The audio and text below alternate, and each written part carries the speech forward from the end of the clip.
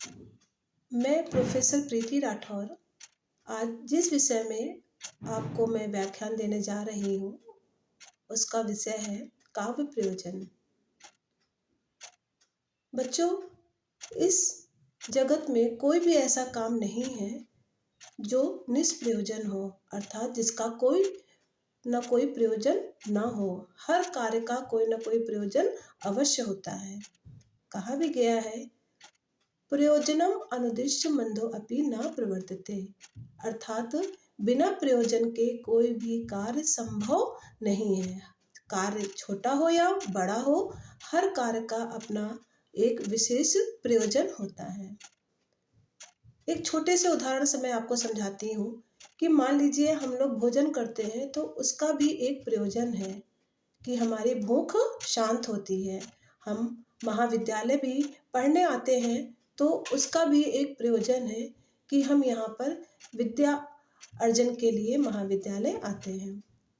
तो काव्य जैसा महान कार्य निष्प्रयोजन कैसे हो सकता है? ये सोचनीय विषय है कि काव्य जैसा महान कार्य निष्प्रयोजन कैसे हो सकता है, अर्थात काव्य का भी प्रयोजन होता है। काव्य का सृजन करने का, काव्य के अध्ययन का, काव्य के अनुशीलन का भी कोई न कोई प्रयोजन अवश्य होता है। इस विषय में हमारे जो प्राचीन साहित्यकार हैं, हमारे जो अलंकार शास्त्री हैं, जो ध्वनिवादी आचार्य हैं, उन्होंने इस पर गंभीरता से विचार किया है। लेकिन बच्चों, इस पर सबसे पहले विचार आचार्य भरत मुनि ने किया है, जो नाट्य शास्त्र के रचयिता माने जाते हैं। वही आचार्य भरत मुनि हैं। उन्होंने सबसे पहले नाटक की रचना क्यों की जाती है, इसका क्या प्रयोजन है, इस पर उन्होंने प्रकाश डालते हुए कहा है कि दुखार्ता नाम श्रमार्ता नाम शोकार्ता नाम तपस्वी नाम विश्राम जननम लोके नाट्यम एतद भविष्यति, अर्थात लोक के रंजन के लिए, लोक के मनोरंजन के लिए एवं जो शोक पीड़ित हैं उनको आनंद की प्राप्ति हो, उनके शोक को हम कम कर सके, ये हमारा काव्य नाटक का प्रयोजन होता है। यानी एक तरह से मोटे मोटे तौर पे आप मान लीजिए कि उनके अनुसार लोक का मनोरंजन करना ही नाटक का उद्देश्य है या उसका प्रयोजन है।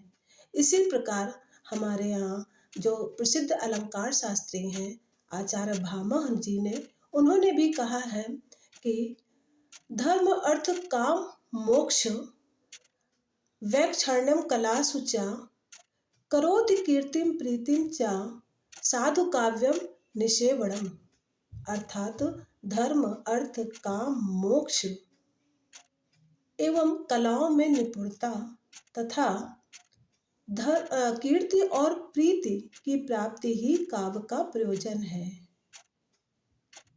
इसी प्रकार हमारे यहाँ जो रीतिवादी आचार्य वामन है, उन्होंने कहा है कि काव्यम सत दृष्टादृष्टम प्रीति कीर्तिर हेतुत्वात्, अर्थात काव्य के दो प्रयोजन है, दृष्ट और अदृष्ट। दृष्ट का तात्पर्य है प्रीति से और अदृष्ट का तात्पर्य है कीर्ति से। इस प्रकार बच्चों, आचार्य वामन ने भी काव्य का प्रयोजन कीर्ति और प्रीति को ही माना है।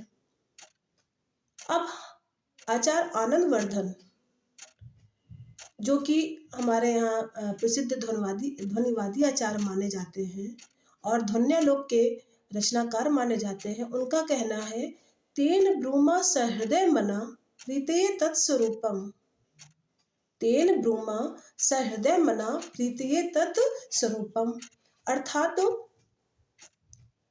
सहृदयों के मन को आनंदित करना, उनको प्रीति से भरना ही हमारे काव्य का प्रयोजन है। उन्होंने भी प्रीति को ही काव्य का मुख्य प्रयोजन माना है। अब जो हमारे काव्य शास्त्र में, काव्य प्रकाश में जो काव्य प्रयोजन की चर्चा की गई बच्चों, तो काव्य प्रकाश के रचनाकार आचार्य मम्मट माने जाते हैं और मम्मट ने अपने इन पूर्ववर्ती आचार्यों का इन पूर्ववर्ती आचार्यों के काव्य प्रयोजनों का गंभीरता से अध्ययन किया और उसके बाद एक समन्वयात्मक उन्होंने एक निष्कर्ष निकाला और उसके पश्चात उन्होंने काव्य को के 6 प्रयोजन बताए हैं।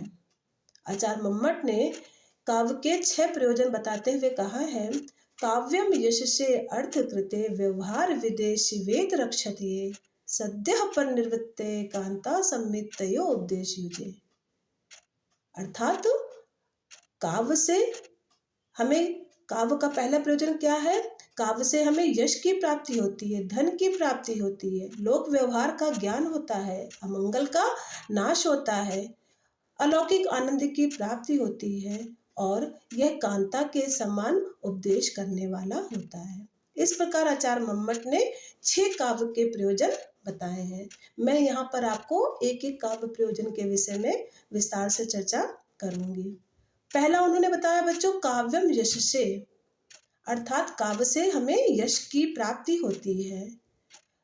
काव्य के सृजन से, काव्य के अध्ययन से हमें यश मिलता है। जैसे कि हमारे संस्कृत साहित्य में बड़े बड़े आचार्यों ने, चाहे वो भारवी हो, चाहे वो आचार्य दंडी हो, चाहे बाण भट्ट हो, चाहे महाकवि कालिदास जी हो, उन्होंने अपनी जो अनुपम कृतियों की वजह से संसार में अपार यश की प्राप्ति की है। आज सभी लोग कालिदास जी का नाम जानते हैं, तभी तो उनकी तुलना शेक्सपियर से की जाती है, क्योंकि उनका नाम पूरे विश्व में, कालिदास जी ने पूरे विश्व में यश की प्राप्ति बच्चों की है।